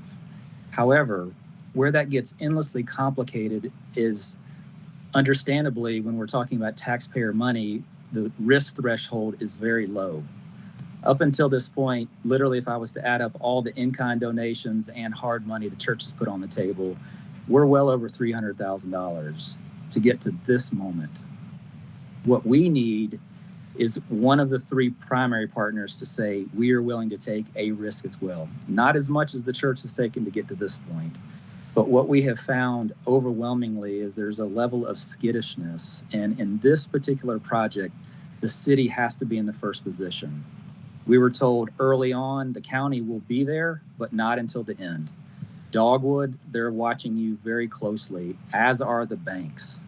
Somebody has to go first, and in this instance, it's the city. So to answer your question, if you all were to say, listen, we're going to wait, we need you to go shore up other commitments, it's taken us 8 years of trying to do that to get to this very moment, because what we have been told by everybody involved is the city has to go first. That may be an unfair ask, but that's nevertheless what it is. So if you all defer on this, which is certainly your prerogative, then I don't know where it leaves us. Another year or 2 of having the same meetings we've been having for so long would be my guess. It seems like the same sad love song. The city always has to go first. And then we pitch it back for other folks to make a commitment. And I don't mean to be facetious, but I'm just saying it as it is. This is the same thing we've been doing forever, project after project. Everybody loves it, but we always have to go first as a city. We always have to assume the risk. So, I mean, I appreciate all the questions today. I've been on board day 1 because I'm acquainted with so many people who are in deep need. I have a story that I said I was going to tell just for the edification and some encouragement to Pastor Combs. We share a friend, and today she had heart surgery. And it's been surgery after surgery after surgery. And because she's homeless, I would have to pick her up and drop her off at your respite. I was so very glad that this time around, I didn't have to drop her off at your respite care. I dropped her off in her new apartment. This is such a great need. And I know it's hard. I know it's a deep risk. And I know we don't want to be the first people to put ourselves out there, but this is something I feel very compelled deeply to do. I hope other people will come on board for this, because we're serving the most vulnerable population of people. And everybody's getting so very anxious about it and pointing fingers about how this population and other populations who are in deep need are acting, and how it's because we need housing. So all those who are waiting on the city to make our move, as people always are waiting on the city to make our first move, we always have to be the first one to jump in, whether we sink or swim. Let's go on and do it. I know tonight there may be people who might not vote on this, and that's fine, but I believe we have 4. I'm ready to push forward with this vote, and hopefully everybody can pull together to talk to Dogwood, to talk to Givens, to talk to the county. Let's make this happen. Councilwoman Smith, thank you for that. One point I failed to mention is we do have a due diligence clock ticking. We do not have an indefinite amount of time. We've got till the end of January, and that's with a 30-day extension. And the seller has been very clear with us that that's going to be a strict timeline. So that's the other consideration we have to make. And let me just say empathetically, I'm not going to make a case that this is the way it necessarily always should be. But in our endless conversations over the years, that's always what we hear. The city has to go first if it's going to be a project downtown.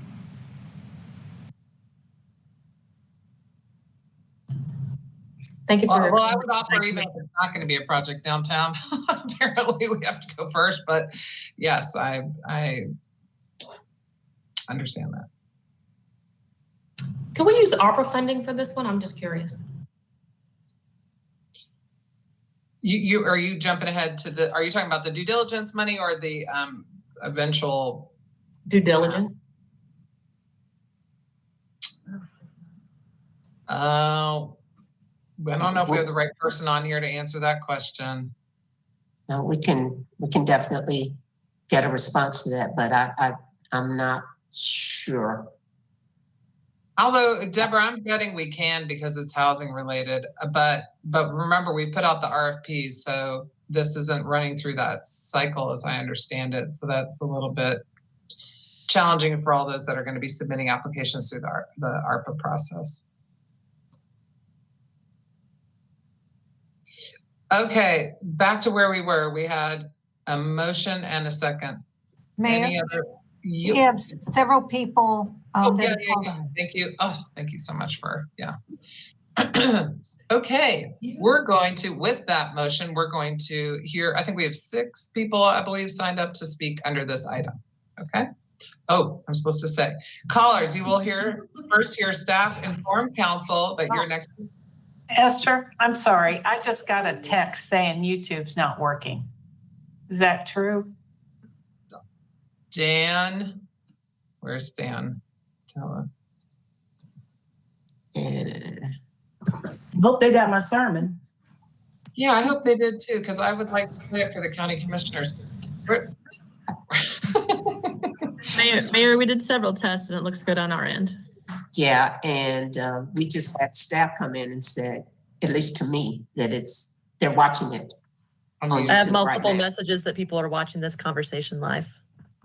On YouTube channel? Yeah. Yes. Okay. Tell that person, Gwen, they've got a Wi-Fi problem or reset up or something. Okay, thanks. All right. Okay, so we're going to hear from callers. So I'm going to go back to this. Callers, you will first hear staff inform council that you're next to speak. Then you will hear an automated message letting you know you are unmuted and live in the meeting. You may begin speaking after the automated message. If you accidentally drop out of the speaker queue, just redial the number and meeting code, press *3 to rejoin the speaker queue. You will have 3 minutes to comment, and at the end of the 3 minutes, you will hear a bell and staff will ask you to wrap up your comments. All right, staff, I'm going to turn over to you for comments. Our first caller is Patty Torno.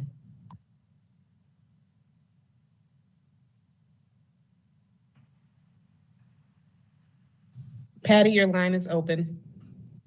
Thank you. I appreciate the time to speak to council, and I very much appreciate all of the incredible information we've also received just now on this project. I am in favor of this community development. I have lived in Wecan for the last 18 years and have been on the board of the West End Clingman Avenue Neighborhood Association for most of that time. I am speaking as a private individual because this particular project has created some differences of opinions in the neighborhood. I am edified by the fact of the support for this neighborhood from the Jubilee Church, also from the Racial Justice Coalition. I do feel like there is potentially an equity issue that hasn't really been discussed until now. It's an issue brought up by Josie Acola, who is our secretary. And in all of the work that Mountain Housing Opportunities has done in WeCan, pretty much all of their developments, their affordable housing developments in our neighborhood, most of them have happened within the Clingman Avenue corridor, Merritt Park, Prospect Terrace, Clingman Loft, all of those projects have happened on what has traditionally been the African American side of WeCan.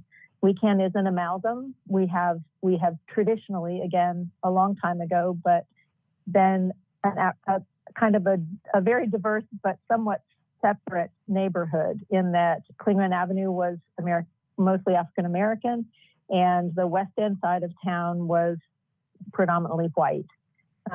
This particular project sits up on the top of the hill overlooking I-240 and right next to Duke Energy's major transmission line that comes through our neighborhood. And it sits on a parcel that has been on the market for close to 3 years with nobody taking it. It's interesting to me that it hasn't been until Haywood Street Congregation has come up with this project that all of a sudden the neighbors are concerned about that. Some of the neighbors are concerned about that particular location. Part of what's interesting to me is that this affordable apartment complex that is being proposed is the first one in sort of the white side of town. And so I do believe that it's interesting that that's when the neighborhood has decided that it is maybe not as in support of affordable housing as it, again, has traditionally been in the last 20 or 25 years. So it begs an interesting question. I simply say it that. So I think that's my time. So thank you all for listening. And Council, our next caller is Leslie Myers. Leslie, your line is now open. Hi, thank you so much, Councilwoman. My name is Leslie Myers. I am a resident of WeCan. I live on Jefferson Drive, which is a full street of Mountain Housing Opportunity cottages.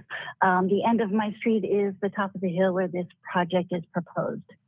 I am in strong opposition to this project based on the scale of the building. It's bigger than the initial project that was on Ashland Avenue. It's asking for a lot of variances. We're a tiny enclave with all dead-end streets. There's a safety risk, I believe, to the increase in foot traffic, 90 people, 100 people in and out for emergency vehicles, for people being able to access their homes. We have one in and egress to our neighborhood. It is Hilliard and Clingman, or West Haywood to Robert Street. That is the only through street that we have. This development, which is really large and not in keeping with the fabric of our neighborhood, is a behemoth that is going to trap us into our neighborhood. We can't get in, we can't get out. So that's a big concern with a lot of neighbors. I'm also one of the groups of a very large group of neighbors who are in opposition to this, who have reached out to me. We are trying to organize to make council aware. We are all in favor of affordable housing. This is not a racial issue. This is not a fear about poor people. I live in an affordable home. I have lived in a project. I have lived in subsidized housing. This is not a fear. We are a fully economically diverse neighborhood of all ranges. And in the past few years, with the development of the river, we have an increase in home prices. A home on my street sold for $850,000 a couple of 3 weeks ago. Others in $720,000, some for over $1 million. We have affordable homes. We have MHO cottages, we have habitat homes, we have long-term residents. Everybody, it's such a wonderful place to live because everybody lives there because they want to. Everybody gets along, everybody is happy to live together. We are an example of how, despite all of the problems and being cut off from the city, the DOT and all of that, how we have made as neighbors our neighborhood thrive as a place for children, families, elderly, poor, old, black, white, orange, pink, polka dot, whatever. There is no judgment, and we welcome everybody. We would welcome a project in this location, half the size that fits with the zoning in affordable housing, no problem, with a developer who has experience, who we can feel safe.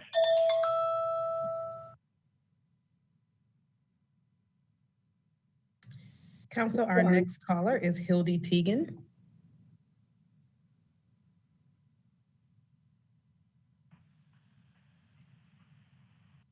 Hildy, your line is open. Thank you. Good evening. Appreciate very much the opportunity to speak with you all this evening.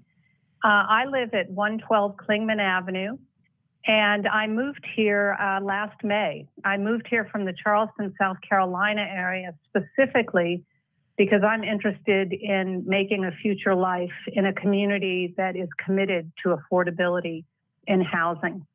I'm very moved by the extensive evidence that exists from communities of all stripes all throughout the country around affordable housing projects that are done and designed in a high quality fashion in terms of the net positive impacts they have on local communities. And I'm profoundly proud to be a part of the We Can community and very, very excited to lend my support for this particular project.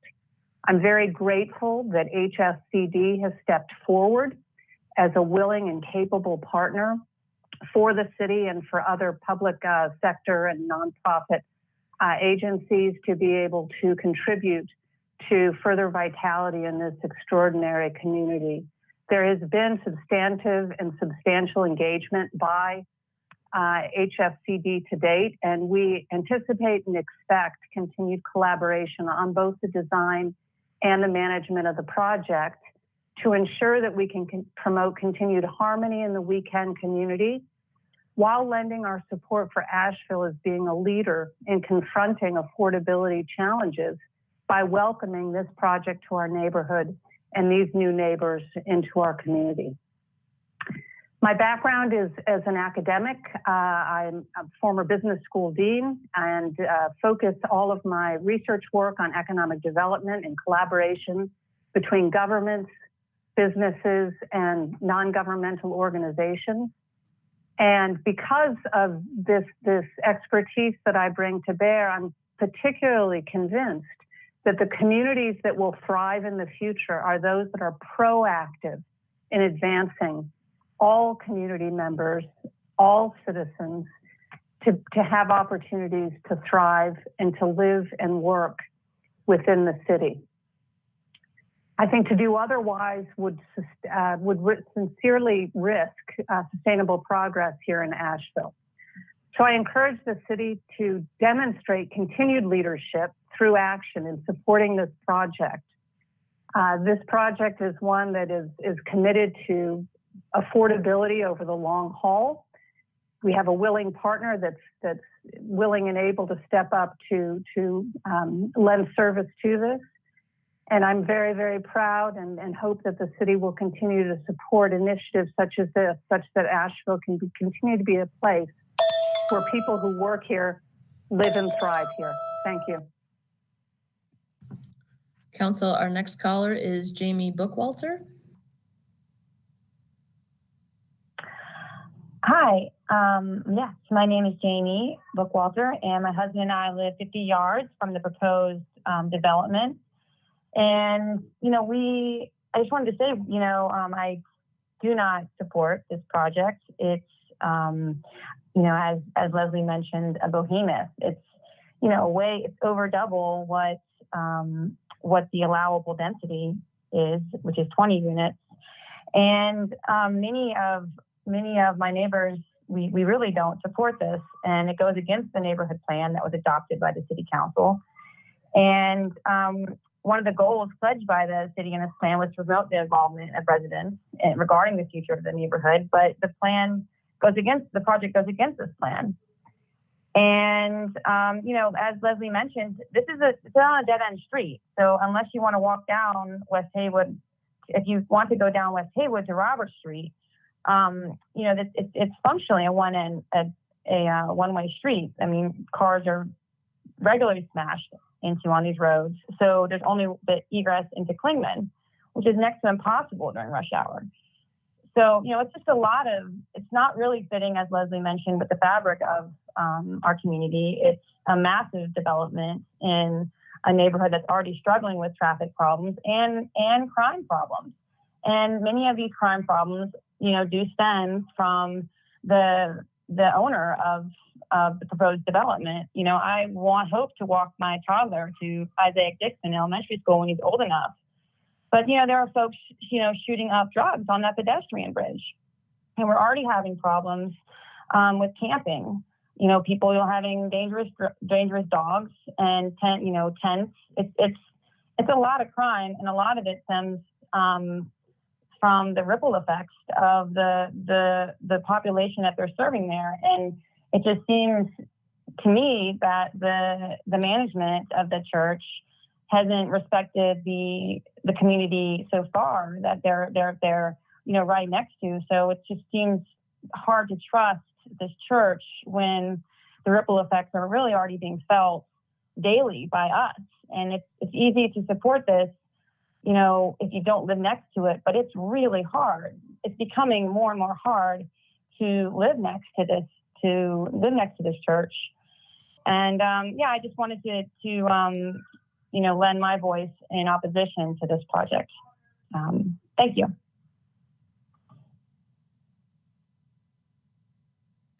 Council, our next and final caller for this topic is Bruce Sales.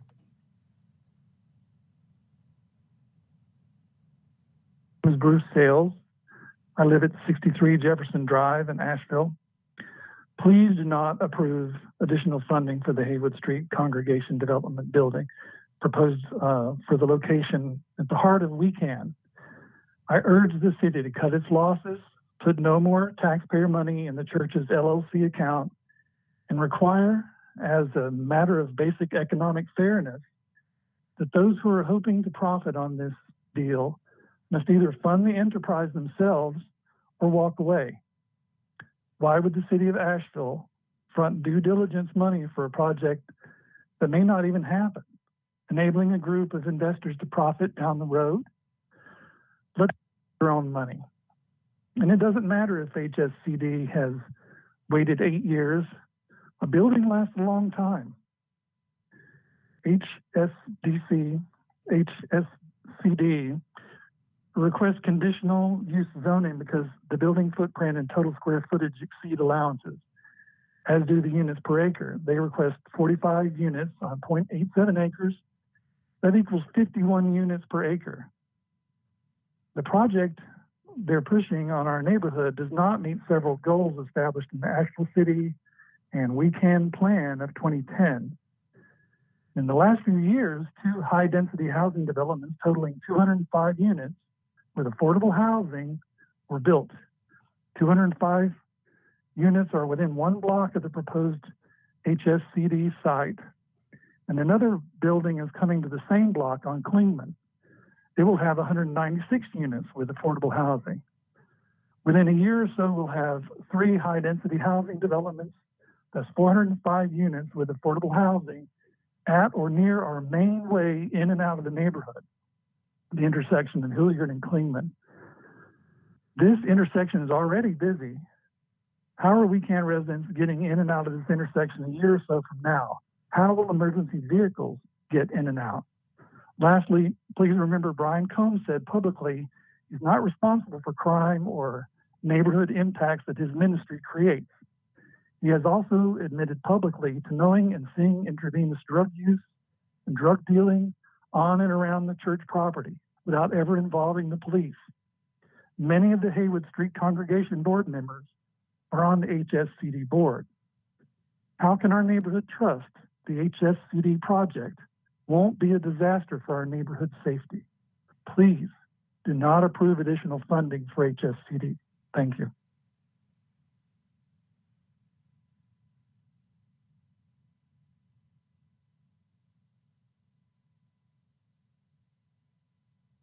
Council, I believe that's our final comment on this item. Okay, unless there's other questions or comments from council, this is when we're going to vote, and I am pulling up my, sorry here.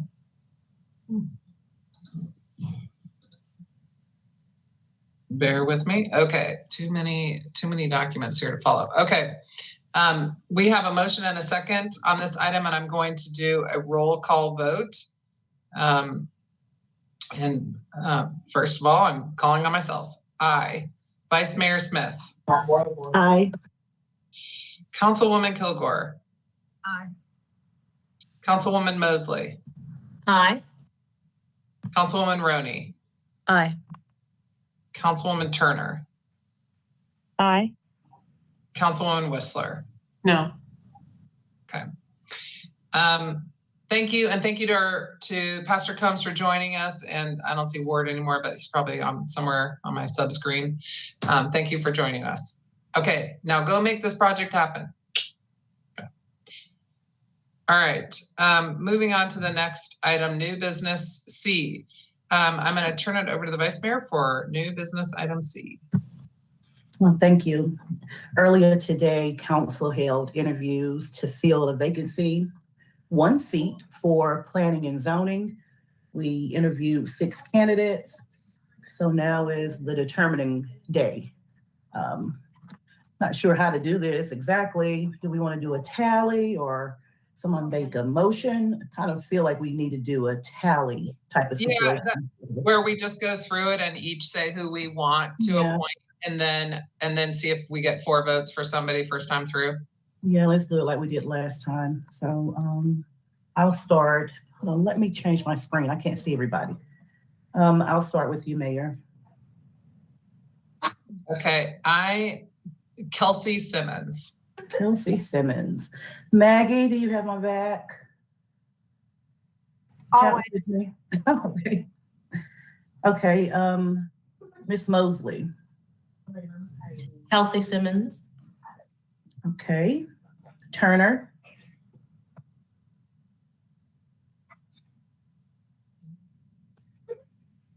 Councilwoman Turner. Sorry, my mute button was stuck. Nicholas Dugan for me. Okay. You're so pretty, bro. Councilwoman Sandra. I can't think of your last name. Kilgore. Kelsey Simmons. Kelsey. Okay. Whistler. Simmons. Roney. I have a question about clarifying. We are eligible to, or we can lift up any name of an eligible applicant, correct? I'll lift up Reverend Wilcox. Reverend Wilcox, Sarah Wilcox. And for those listening, Pastor Wilcox was in our first round. And myself, I'll go with Nicholas. So it seems like we have 1, 2, 3, 4 for Miss Kelsey Simmons. Do I need to make a motion for that, or is it a done deal? That would be a vote, wouldn't it? Yeah, that would be the vote. You did it. No motion required. Okay, we're going to move on to informal discussion and public comment. And we have 3 people signed up to speak under informal discussion and public comment.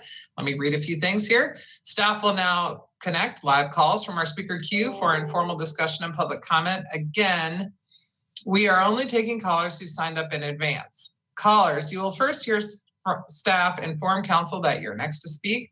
Then you will hear an automated message letting you know you're unmuted and live in the meeting. You may begin speaking after the automated message. If you accidentally drop out of the speaker queue, just redial the number and meeting code, press *3 to rejoin the speaker queue. You'll have 3 minutes to comment And at the end of the 3 minutes, you will hear a bell and staff will ask you to wrap up your comment. Council, our first caller is Jonathan Wainscott. Hey, can you hear me? Yes, we can hear you.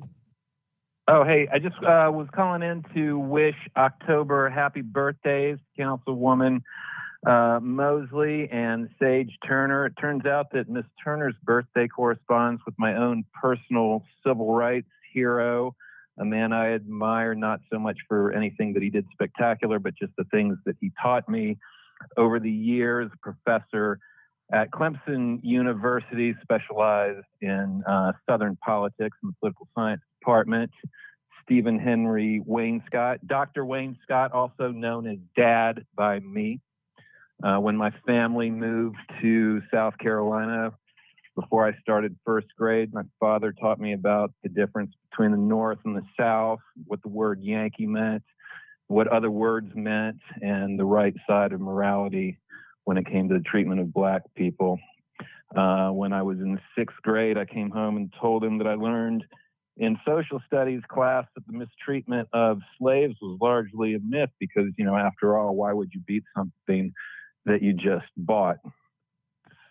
So taught my teacher. My father taught me what time it was regarding that. And then in eighth grade, American history teacher taught us that the Civil War was fought more about states' rights than it was about slavery. And my dad, pulled out all the documents, the Confederate speeches and the articles of secession or secessionist states.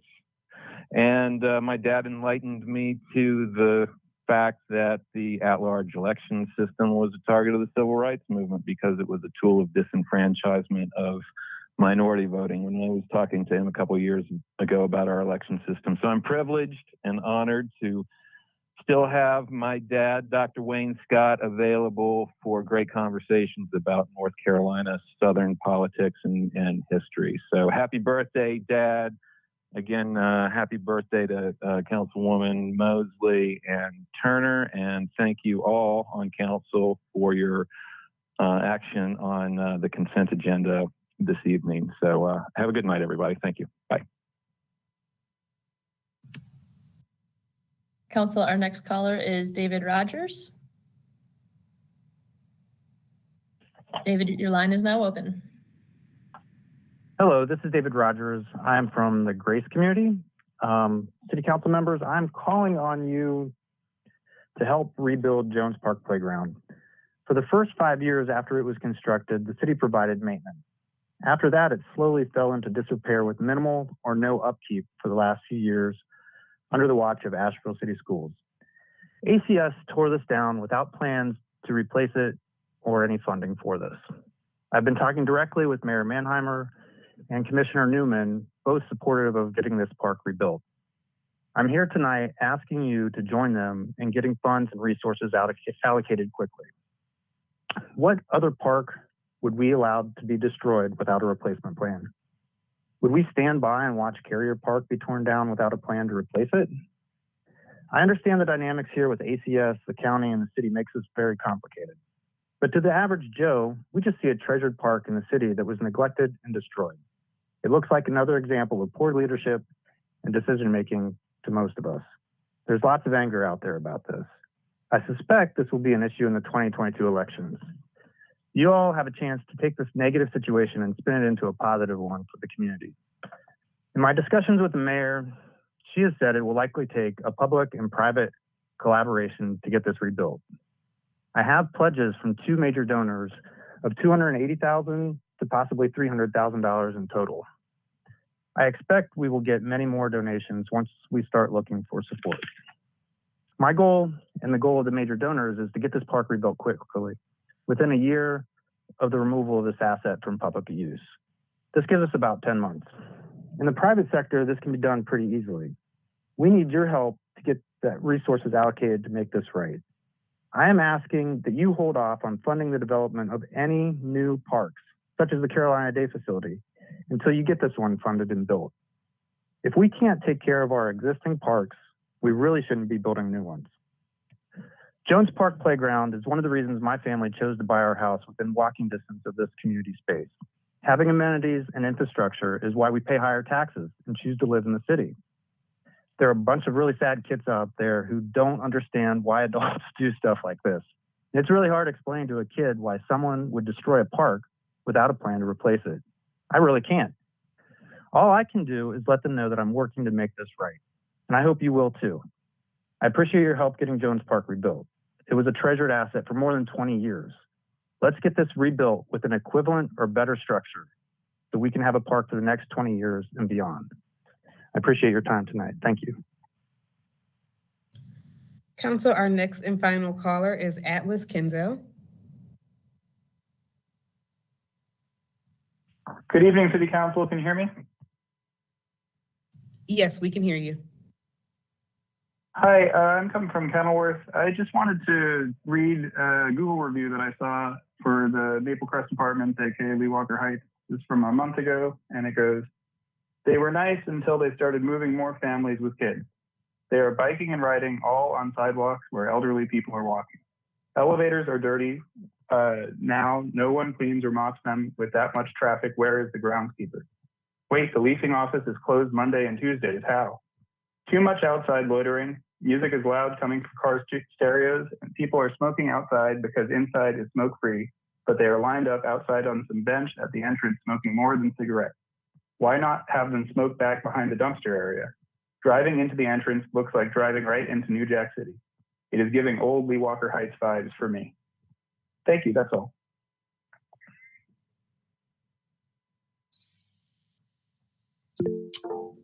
That was our final caller. Thank you.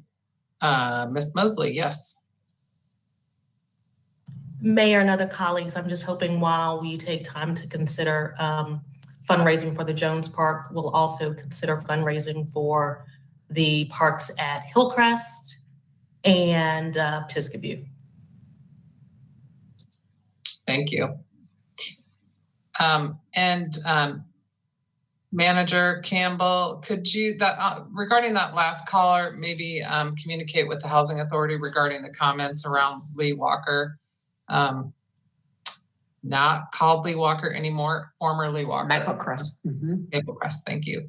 And I just visited there and I did not see any of what that person was talking about, but important to communicate the concerns anyway to the Housing Authority.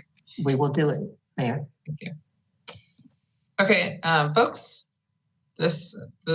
We are concluded. And just as a reminder for everyone, we do not have a second meeting in November so we're just going to have our next meeting on November. Maggie, remind me of the date. 9th. And that meeting will be virtual. And hopefully by our December meeting, we will go back to in-person meetings, likely in the Civic Center, but stay tuned. Harris-Cherokee, but stay tuned. I did talk to the chair of the county commission today regarding their plans around the mask mandate. And so it looks like we'll just need to stay the course through November. So anyone else have anything? Okay. All right, we are adjourned. Thank you very much.